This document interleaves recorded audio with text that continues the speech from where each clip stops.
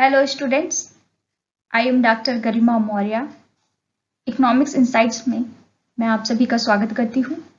आज के इस लेक्चर में हम प्रिंसिपल ऑफ इकोनॉमिक्स पढ़ेंगे। जब भी इकोनॉमिक्स की बात आती है तब हमारे दिमाग में एक सवाल जरूर आता है, what is economics, how can we define economics.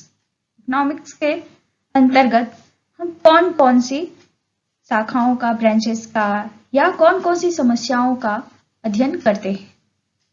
ठीक है, तो जैसा कि हम जानते हैं इकोनॉमिक्स एक ग्रीक वर्ड है और जिसकी शुरुआत आपकी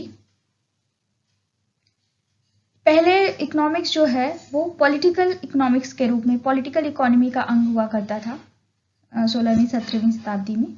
एक अलग विषय के रूप में इसकी संकल्पना नहीं थी, लेकिन बाद में धीरे धीरे इसे पॉलिटिक्स से अलग किया गया और एक अलग सब्जेक्ट का, विषय का दर्जा इसे मिला। जैसा कि इकोनॉमिक्स शब्द की उत्पत्ति ग्रीक वर्ड ओकियोनोमोस से हुई है, ठीक है, which means one who manages a house hold. ठीक है, जो इकोनॉमिक्स क्या है, जो अपने घर का मैनेजमेंट करता है या प्रबंधन करता है। ओइकोनोमोस का ये अर्थ है ग्रीक भाषा में। इसका अर्थ क्या हुआ कि हम अपनी दैनिक जीवन से जुड़ी हुई जो भी क्रियाकलाप करते हैं, अपनी एवरीडे के लाइफ में जो भी रूटीन वर्क करते हैं, उसके लिए क्या करते हैं, कुछ डिसीजन लेते हैं। Every household faces many decision in whole day. पूरे दिन में सुबह उठने से लेके रात में सोने तक हम एक डिसीजंस लेते हैं। ठीक है, हमारे पास क्या होती है, एक चॉइस होती है, ऑप्शंस होते हैं कि हमें ये करना है, हमें ये नहीं करना है। हमारे पास कुछ ऑप्शंस होते हैं, उन ऑप्शंस में से हम क्या करते हैं, कुछ डिसीजंस अपने लिए तय करते हैं। उसी से हमारी जीवन चलता है, उसी से हमारे घर का प्रबंधन होता है। जिस तरह से व्यक्ति के जीवन का प्रबंधन होता है, घर का प्रबंधन होता है, उसी प्रकार से एक समाज का भी प्रबंधन होता है। ठीक है, like house hold society also management, society management is also important. क्यों इम्पॉर्टेंट है? अच्छा, ये हम मैनेज क्यों करते हैं, ये मैनेज वर्ड क्यों यूज करते हैं? इसलिए यूज करते हैं because we have limitations. Which kind of limitations? We have limitations of resources. ठीक है, हमारे पास संसाधनों की कमी है। We are facing the problem of scarcity. ठीक है, ये जो वर्ड है स्कॉर्सिटी, ये स्कॉर्सिटी जो वर्ड है, ये पूरी इकोनॉमिक्स इसी से कंसंट्रेटेड होती है। ठीक है, स्कॉर्सिटी वर्ड के इर्द गिर्द ही अर्थ शास्त्र की हम कह लें या इस सब्जेक्ट की शुरुआत मानी जाती है। ठीक है, next, scarcity. What is meaning of scarcity? The limited natures of society's resources. ठीक है, the limited nature of society's resources. इसका क्या मतलब है? इस सोसाइटी में या इस प्लैनेट पे, इस पृथ्वी में जो रिसोर्सेज हैं, जो संसाधन है, वो क्या है, सीमित है। उन सीमित संसाधनों का ही प्रयोग करके हमें अपने जीवन को चलाना है, इस धरा को चलाना है, समाज को चलाना है उस सीमित संसाधनों के परिप्रेक्ष्य में। जब संसाधन सीमित होंगे, लिमिटेड रिसोर्सेज होंगी, स्कार्सी रिसोर्सेज होंगी, तब हमारे पास क्या होगी, प्रॉब्लम ऑफ चॉइस। ठीक है, why we face problem of choice? Because limited resources है, रिसोर्सेज तो लिमिटेड है, लेकिन ह्यूमन बीइंग की डिमांड्स या वांट्स क्या है, वो अनलिमिटेड है। ठीक है, अब इस अनलिमिटेड वांट्स को ये लिमिटेड रिसोर्सेज तो फुलफिल नहीं कर सकते हैं, तो प्रॉब्लम ऑफ चॉइस तो आएगी ही कि पहले तो हमारे पास रिसोर्सेज लिमिटेड है, ठीक है, अब उन रिसोर्सेज जो लिमिटेड रिसोर्सेज हैं उसमें से हमारे लिए कौन सा बेस्ट होगा, इसका भी चुनाव करना हमारे लिए मुश्किल है। ठीक है, तो सोसाइटी और individuals are make decision to allocate scarce resources. इसके लिए तो हम निर्णय लेते हैं। ठीक है, हमारे पास लिमिटेड रिसोर्सेज है, लिमिटेड ऑप्शंस हैं, उसके लिए फिर हम क्या करते हैं, हमारे पास चॉइसेस की प्रॉब्लम है, उसके लिए हम क्या करते हैं, डिसीजन लेते हैं, make decision to allocate scarce resources and this is called economics simply. Okay, तो अर्थशास्त्र की शुरुआत यहीं से होती है कि economics is the study of how society manages its scarce resources with unlimited wants।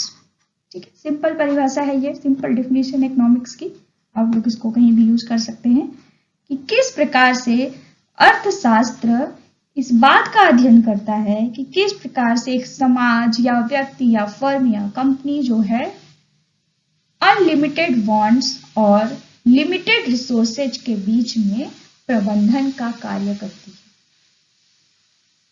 इसके बीच में ये स्कार्सी रिसोर्सेज, देखिए दो चीज इंपॉर्टेंट है इसमें, स्कार्सी रिसोर्सेज और अनलिमिटेड वांट्स, इन दोनों के बीच में जो पुल का काम करता है, किस तरह से दोनों में प्रबंधन स्थापित होता है, वही है आपकी इकोनॉमिक्स। ठीक है, नेक्स्ट,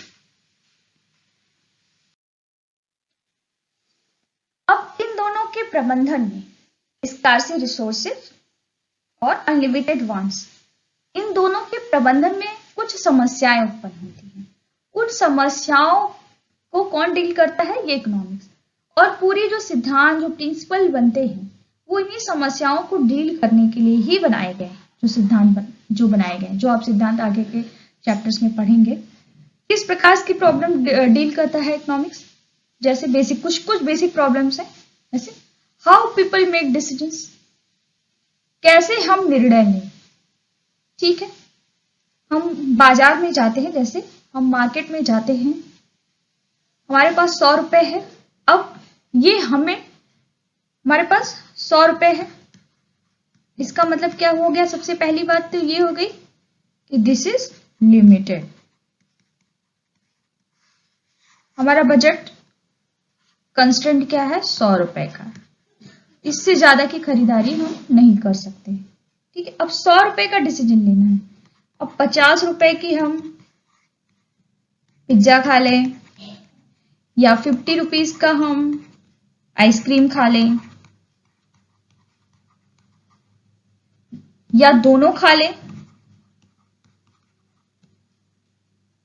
या 10 रुपीज की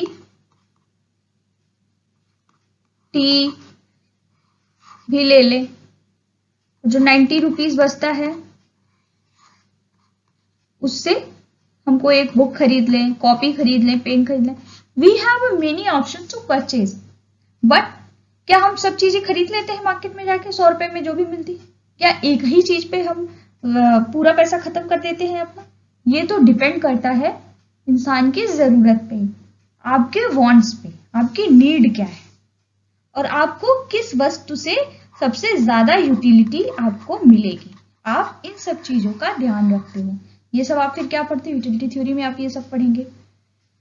मतलब किसी भी चीज को खरीदने के लिए या किसी भी चीज को बनाने के लिए, प्राप्त करने के लिए इंसान क्या करता है, कोई भी कार्य करने के लिए प्रकार का वो डिसीजन होता है कि कौन सा डिसीजन उसके लिए बेस्ट हो, सबसे मैक्सिमम उसे यूटिलिटी प्रदान करेगा, उसका कौन सा निर्णय जो अवेलेबल ऑप्शन है। ठीक है, अब ऐसा तो नहीं होगा कि 100 रुपए उसके पास है तो वो 1000 रुपए वाली वस्तु पसंद कर लेगा, सोचेगा मैं 1000 रुपए वाली खरीद लूं, ऐसा तो वो कर ही नहीं सकता है। ठीक है, another problem, which type of goods should be produced and in what quantities, किस प्रकार की, अब ये हाउ पीपल मेक डिसीजन समझ लीजिए, एक तरह से ये कंज्यूमर की समस्या है, भोक्ता की समस्या हो गई।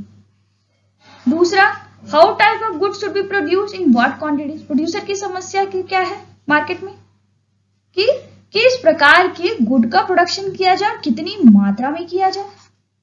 ठीक है, ये तो मार्केट के डिमांड पे ही निर्भर करेगा, लोगों की पसंद पे, रुचि पे, इन सब चीजों पे निर्भर करेगा। तो इसके लिए फिर इकोनॉमिक्स में प्रिंसिपल बनाए गए, थ्योरी बनाए गए। इन सब प्रॉब्लम से इकोनॉमिक्स डील करता है। उसी तरह for whom these goods produced,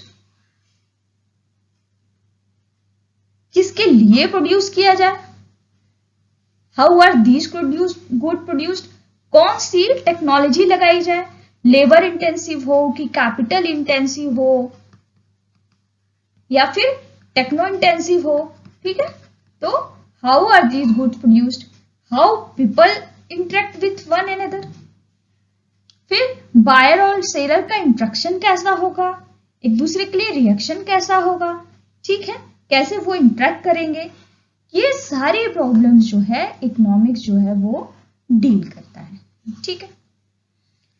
अब इन सारी प्रॉब्लम को डील करने के लिए कुछ बेसिक प्रिंसिपल इकोनॉमिक्स में बनाए गए, ठीक है, अर्थशास्त्रियों द्वारा कुछ बेसिक सिद्धांत दिए गए हैं जिसको हम प्रिंसिपल ऑफ इकोनॉमिक्स कहते हैं। जैसे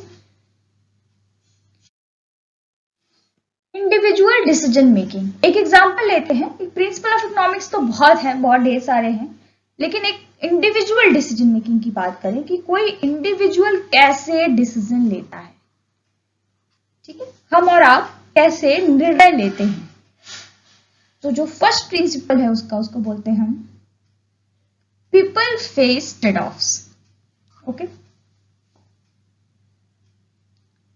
to get one thing that we like, we usually have to give up, word देखिएगा, we usually have to give up another thing that we like.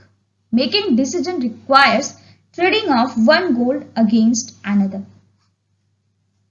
ठीक है, आपको हमेशा ध्यान देना होगा इस बात की कि हम लोग क्या करते हैं, डिसीजन लेते वक्त ट्रेड ऑफ करते हैं। दो ऑप्शंस में हम क्या करते हैं, ट्रेड ऑफ करते हैं।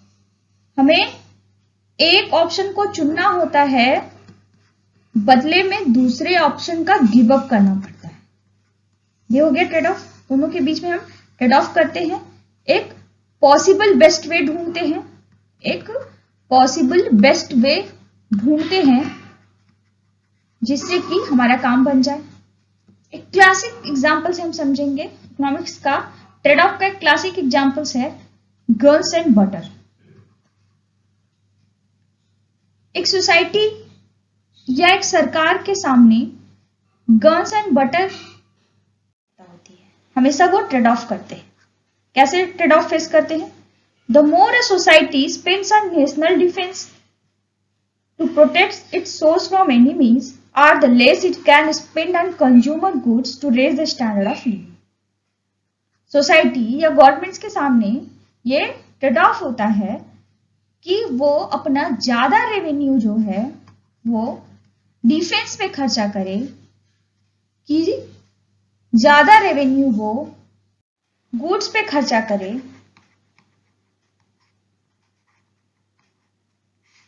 ताकि लोगों का स्टैंडर्ड ऑफ लिविंग बढ़ सके। सरकारी समाज सेवी योजनाओं पे ज्यादा खर्च हो या फिर डिफेंस पे ज्यादा खर्च हो, ताकि दोनों क्या हो, वहां पे क्या करती है गवर्नमेंट, आपकी ट्रेड ऑफ करती है। अगर देखिए, अगर वो नेशनल डिफेंस से कटौती करती है तो किसका फंड रेज होगा, मान लीजिए सोशल सर्विसेज पे खर्च कर रही है ज्यादा, मनरेगा पे ज्यादा खर्च करने लगी, तो यहाँ पे खर्च होगा। तो हम ये नहीं देख रहे हैं कि यहाँ पे ये नहीं सोचना है कि अच्छा क्या है बुरा क्या है, हम बस इस प्रिंसिपल की बात कर रहे हैं कि जब भी हम कोई डिसीजन लेते हैं तो हम क्या करते हैं we are facing trade off in every day of our life. अब हम घर से बाहर निकले, कॉलेज, ठीक है, हमें जाना तो है कॉलेज, और रास्ते में देखा कि अच्छी मूवी आ गई है, रिलीज हुई है, पोस्टर लगा हुआ है, हम कॉलेज के बदले मूवी देखने चले गए, ठीक है। तो हमने अपने टाइम के साथ क्या किया, ट्रेड ऑफ किया। ठीक है। उसी तरह clean environment and high level of income, हम यहां भी ट्रेड ऑफ करते हैं। या तो पर्यावरण स्वच्छ रख लें या अपनी स्टैंडर्ड ऑफ लिविंग को बढ़ा लें। अगर हम स्टैंडर्ड ऑफ लिविंग बढ़ाने की कोशिश करते हैं तो जाहिर सी बात है फिजिकल वस्तुएं, भौतिक वस्तुओं का हम प्रयोग ज्यादा करेंगे, हाई लेवल ज्यादा कार्य यूज करेंगे। High level of standard of living का मतलब क्या होगा, हमारे पास अच्छी कार हो, हमारे पास कार हो, हमारे पास फ्रिज हो, एसी हो। हाई लेवल ऑफ इनकम जब होगा तब तो हम यही सब चीजें खरीदेंगे ना, लग्जरी गुड्स। और जैसे ही ये लग्जरी गुड्स बढ़ेंगी क्या होगा, पर्यावरण सुरक्षित तो नहीं होगा, कॉम्प्रोमाइज होगा यहाँ पे।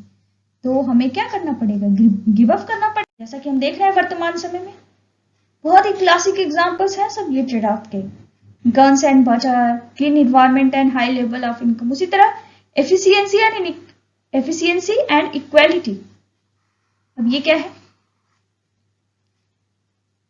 समाज में क्या होता है, गवर्नमेंट इक्वालिटी स्थापित करने के लिए कि जो समाज का जो इक्वालिटी कैसे स्थापित होगा, हम तो जानते हैं कि लिमिटेड है रिसोर्सेज, तो स्कार्सी रिसोर्सेज में सभी को इक्वल रिसोर्सेज तो मिल नहीं सकता है, तो इनइक्वालिटी तो होगी।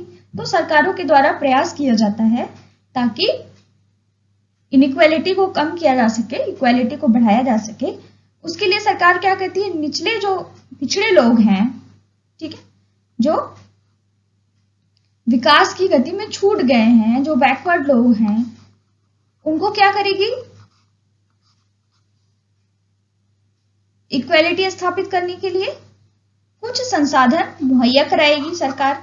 जैसे उनको फ्री ऑफ कॉस्ट एजुकेशन देगी, ठीक है, फ्री एजुकेशन,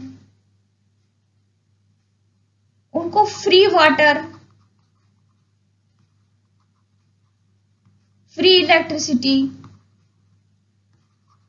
या फिर ये कह सकती है, जैसे मान लीजिए अभी हुआ था कोरोना के टाइम में कि सरकार सभी बीपीएल श्रेणी के व्यक्तियों के अकाउंट में 500 रुपए डालेगी, कुछ महीने तक का ही प्रावधान था। मान लीजिए इसे बढ़ा के 5,000 कर दिया गया या 10,000 रुपए महीने का कर दिया गया कि हम देंगे अपने नागरिकों को। तो ये रेवेन्यू कहां से आएगा, ये रेवेन्यू आएगा जो टैक्स पेयर है,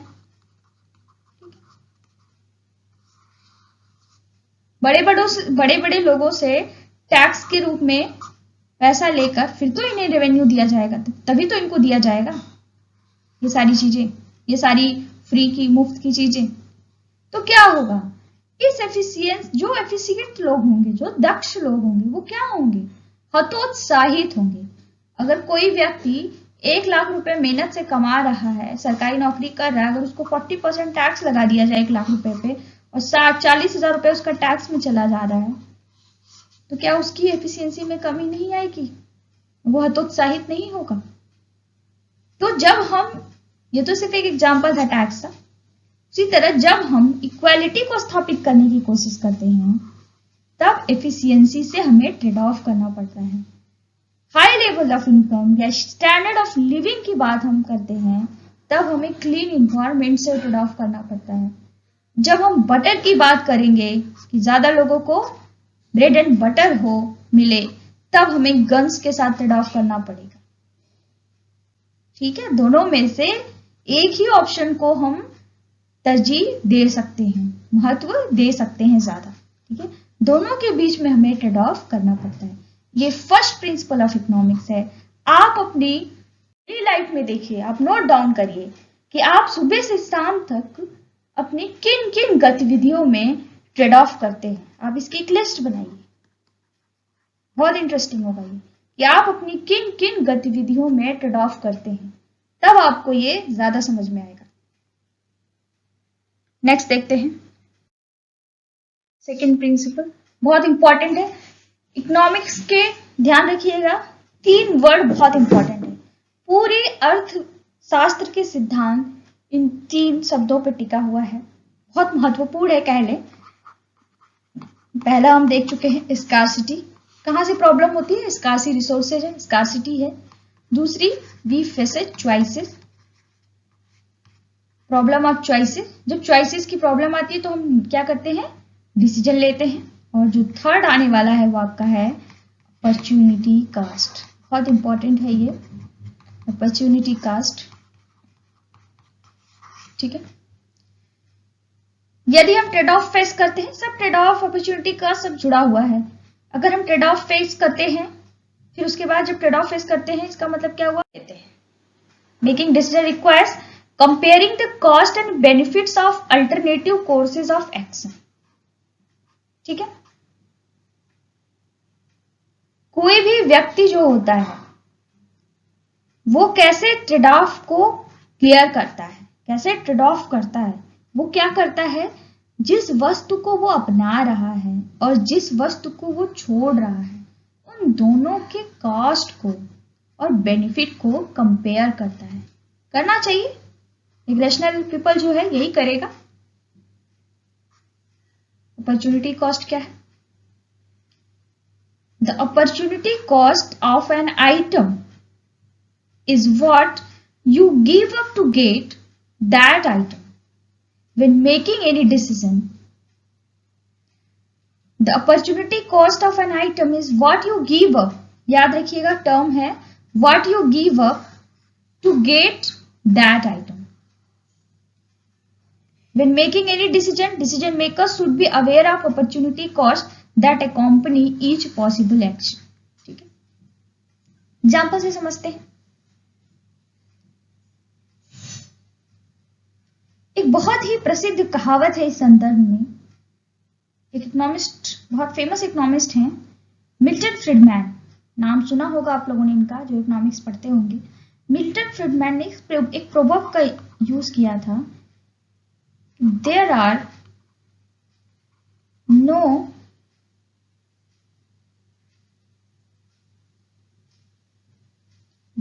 no things such as free lunch। मतलब इस दुनिया में फ्री लंच जैसी कोई भी चीज नहीं होती है। प्रोवर्ब है, कहा जाता है, कहावत है कि there are no such things as free lunch. Milton Friedman ने यूज किया था इस शब्द का अपॉर्चुनिटी कॉस्ट को समझाने के लिए। समझते हैं, मान लीजिए लंच से ही समझते हैं। आप एक कॉलेज में पढ़ते हैं, लंच का टाइम हो गया, हर वस्तु की एक अवसर लागत होती है, हर काम की एक अवसर लागत होती है, ठीक है। इस दुनिया में कुछ भी फ्री ऑफ कॉस्ट नहीं है। इकोनॉमिक्स की भाषा में आप कॉलेज से बाहर निकलते हो लंच टाइम में, आपने ये डिसाइड किया है कि अभी हम बैठ के अपने बाहर दोस्तों से गप्पे मारेंगे, ठीक, गॉसिप करेंगे।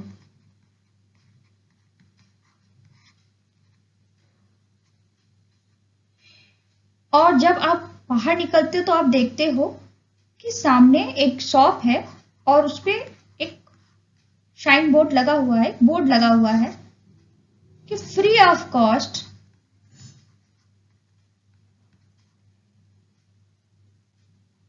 वन प्लेट समोसा, ठीक है। मान लीजिए वो दुकान वाला अपना प्रमोशन करने के लिए आपको one plate free of cost samosa दे रहा है, आज आप उसके यहाँ खा सकते हो। तो आप दोस्तों से, और वहां लंबी सी लाइन लगी हुई, आप दोस्तों से गॉसिप करने की बजाय आप क्या करोगे, फ्री ऑफ कॉस्ट समोसा खाने चले गए, ठीक है, आप समोसा खाने चले गए। तो यहां पे क्या हुआ, आप कि गॉसिप की अपॉर्चुनिटी कॉस्ट के बदले में आपने समोसा लिया है, या आप समोसा खाने नहीं गए, आप गॉसिप करने लगे, तो समोसा के बदले में आपने गॉसिप लिया है, ठीक है। ये आपकी क्या हो गई, opportunity cost. You will not पे फॉर दिस, आप अपॉर्चुनिटी कॉस्ट जो है पे नहीं करते हो। अपॉर्चुनिटी कॉस्ट में आप पे नहीं करते हो उस चीज, बल्कि क्या करते हो, दूसरी चीज को आप ले लेते हो और एक चीज का आप गिव अप कर देते हो। जनरली अपॉर्चुनिटी कॉस्ट, यहां लिख दो, क्या होता है, opportunity cost equal to opportunity lost, कह सकते हैं हम इस बात को। जो अपॉर्चुनिटी हमने लॉस की, जो हमने गिव अप किया, वही उसकी अपॉर्चुनिटी कॉस्ट होगी। The opportunity cost of an item is what you give up to get that item. ठीक है, इस अपॉर्चुनिटी कॉस्ट और बेनिफिट को एक डिसीजन मेकर जो होता है क्या करता है, देखता है, उसके बीच उसके बाद वो ट्रेड ऑफ करता है। ठीक है, थर्ड प्रिंसिपल बहुत अच्छा कॉन्सेप्ट है, माइक्रो इकोनॉमिक्स का बेस है, समझ लीजिए आप पढ़ेंगे जब इसको। तो rational people think at the margin, सीमांत बहुत इंपॉर्टेंट है। मार्जिनल चेंज आप पढ़ते होंगे।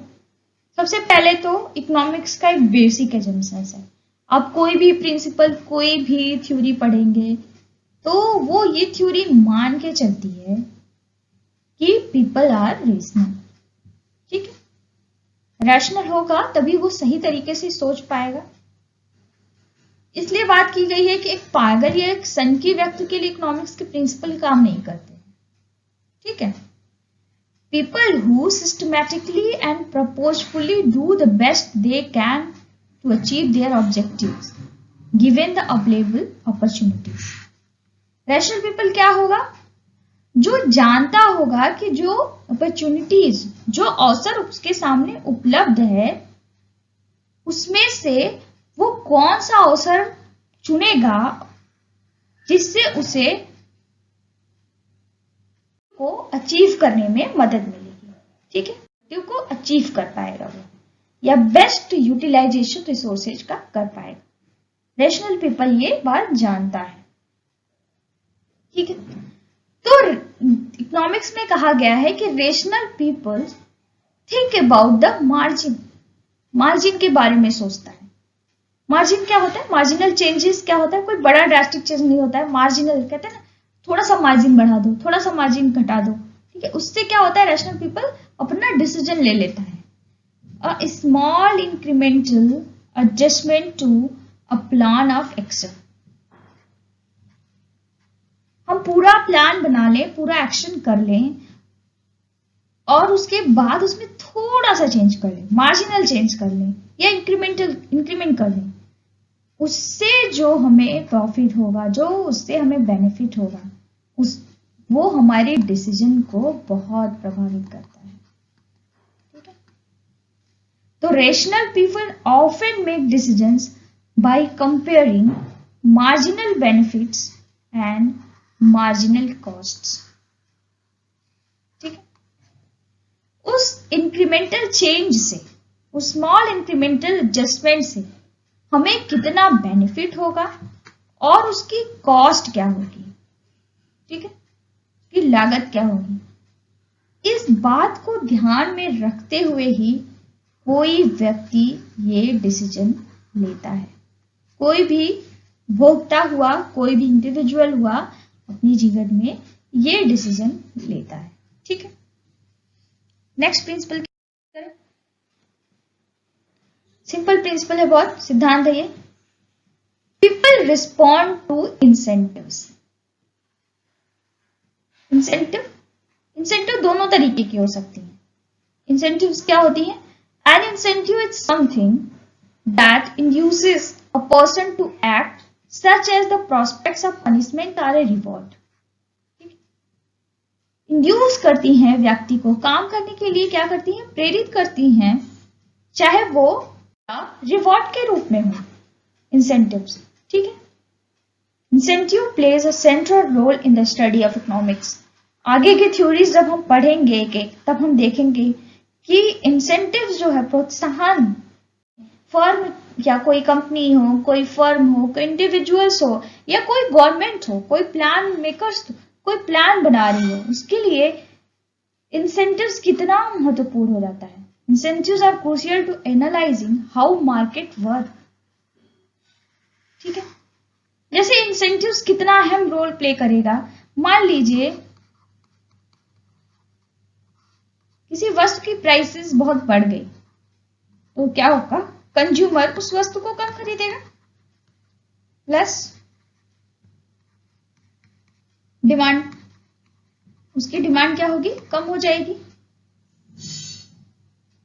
तो ये प्राइसेस का हाइक होना, ये कंज्यूमर्स के लिए क्या हुआ, इंसेंटिव हुआ, ठीक है, कि उसने डिमांड को कम कर दिया आपने, और प्राइसेस ज्यादा हो रही है। प्रोड्यूसर्स के लिए क्या हो जाएगा, वहीं पे प्रोड्यूसर सोचेगा कि प्राइस बहुत ज्यादा हो रही है, इससे मुझे प्रॉफिट होगा, मुझे और प्रोडक्शन करना चाहिए, तो वो अपने फर्म की प्रोडक्शन को बढ़ाएगा। फर्म को प्रोडक्शन बढ़ाने के लिए वो और लेबर हायर करेगा और रॉ मटेरियल्स लाएगा, ठीक है। तो यहाँ पे प्राइसेस का बढ़ना प्रोड्यूसर्स के लिए रिवॉर्ड इंसेंटिव्स हो गया, ठीक है। तो people respond to incentives, incentive मिलते ही व्यक्ति के कार्यशैली में परिवर्तन देखने को मिलता है, ठीक है। ये 4 principle of economics, basic principle economics हैं, जो किसी भी व्यक्ति को निर्णय लेने में सहायता प्रदान करते हैं, ठीक है।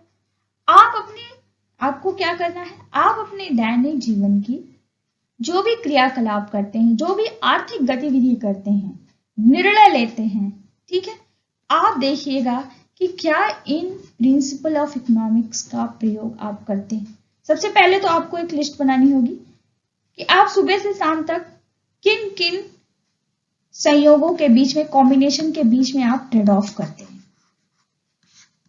ठीक है। तब आप अर्थशास्त्र को अगर आप अपने दैनिक जीवन से जोड़ेंगे, तब आप इकोनॉमिक्स को बेहतर समझ पाएंगे। What will be the next? ये 4 प्रिंसिपल ऑफ इकोनॉमिक्स जो इंडिविजुअल्स को डिसीजन मेकिंग में सहायता करते हैं, डिसीजन लेने में सहायता करते हैं। स्लाइड में क्वेश्चन लिखा हुआ है, one of the classic question in economics, why is water so cheap while diamonds are so expensive? इसका उत्तर भी इन्हीं प्रिंसिपल्स में छुपा हुआ है। Why water is so cheap while diamonds are so expensive? अगर आपको नहीं समझ में आता है, अगर आपको समझ में आ गया तो बहुत अच्छी बात है, नहीं समझ में आएगा तो मैं आपको नेक्स्ट क्लास में इसका जवाब दूंगी, ठीक है। Thank you students, have a nice day.